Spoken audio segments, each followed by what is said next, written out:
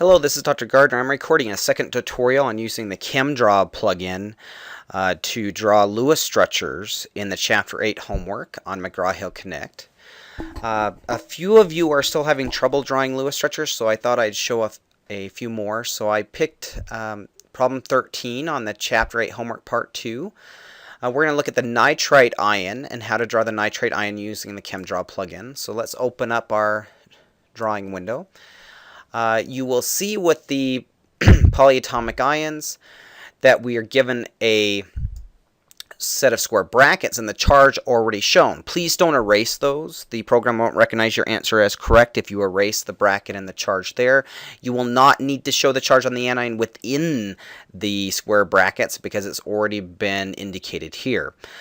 So in this case, they've done some of the work for you since this is a Chem 101 course and this is the program for it. So we're going to go ahead and put the central atom first. So what I recommend is in your homework notebook, you should be writing these Lewis structures first. So write them out. Make sure you have the best Lewis structure possible. You're following the octet rule for all the atoms that should follow the octet rule. Go ahead and put your central atom in by clicking your Tetsbots tool. I'll put that in the center of my square brackets, and for the nitrate ion, we're going to put a capital N, so I'm hitting Shift and N on my keyboard. Do not hit Enter, or you'll put an extra space in the Tetsbots, and it may not accept your answer. So what I want to do next is show that when I've drawn the Lewis structure, that I should have a single bond and a double bond in the structure. So I click the single bond tool, click on my central atom of nitrogen once. I'm going to click on the double bond tool, click on my central atom of nitrogen once. That puts a single and a double bond on the nitrogen. And then I'm going to go ahead and click on my Tetsbots, and I select the end of each bond. So you see how it's highlighted blue there?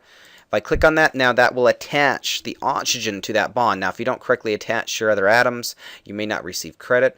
I can hit Enter, and since I'm attached to a bond, that will accept it here. The nitrogen, when it wasn't attached to bonds yet, you would have had that extra space, so be careful. I'm going to click on the second bond, the double bond, and hit Shift and O to give myself a capital O for oxygen. Make sure you're putting the right capitalization on your element symbols. Also make sure you're not putting in zeros for the oxygens. It should be the letter O capitalized. I can hit Enter there, and then I have my oxygens, but I haven't shown all my lone pairs in my structure yet. So in order to show the correct structure here, I'm going to need to add my lone pairs. So I'll need to add my 3 lone pairs on my oxygen, and I'll need to add my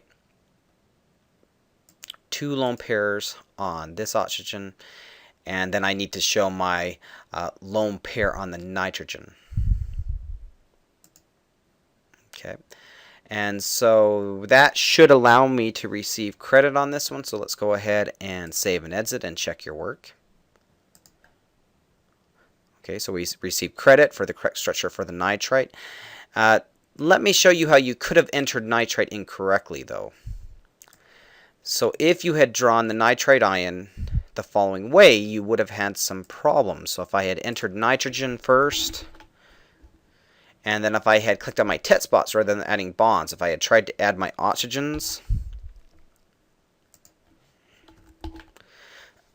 and drawn my bonds to the nitrogen, the program tries to add extra hydrogens to one of your oxygens. And so some of you are trying to put your lone pairs in here, and it works fine for this nitrogen and that oxygen, but when I try to put the lone pairs on this oxygen, it doesn't remove the hydrogen that you shouldn't have there.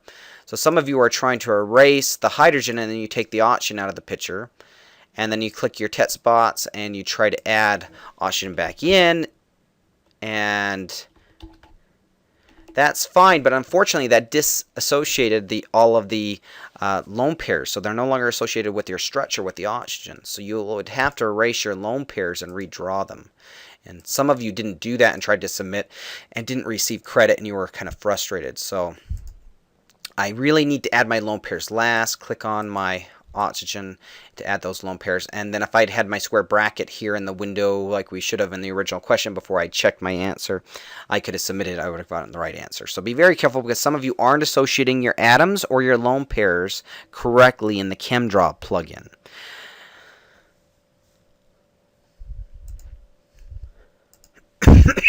Now I'm going to show you one more structure So hang in there. We're going to look at sulfur trioxide.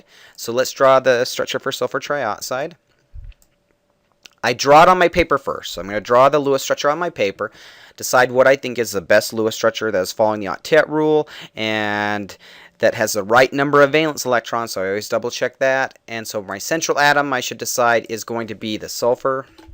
And then I should see from my drawings that I have a double bond to sulfur and then 2 single bonds to sulfur. And then I'll have my oxygens attached to each of those bonds.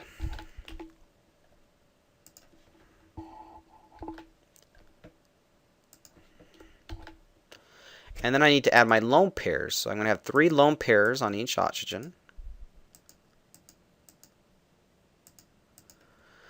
Okay, 3 lone pairs on each of the oxygens with a single bond, 2 lone pairs on the oxygen with a double bond, and I should have the correct number of electrons in my Lewis structure, and all of my oxygens in the sulfur have a complete octet. Now this is only one of 3 possible resonance forms, so hopefully you had recognized that.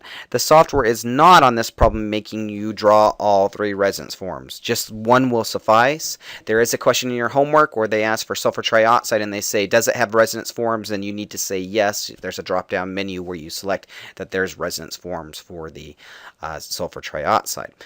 So just realize for this one, only enter one of the resonance forms. If you try to enter all 3, you are correct, but it won't give you credit with respect to the software recognizing what you have drawn. So we can save and exit, and you can check your work, and you'll see that you receive credit on both of these structures. Now, if you're not receiving credit on these structures, normally you have an atom that's not associated correctly to a bond, or you have a lone pair that's not correctly associated with one of the atoms.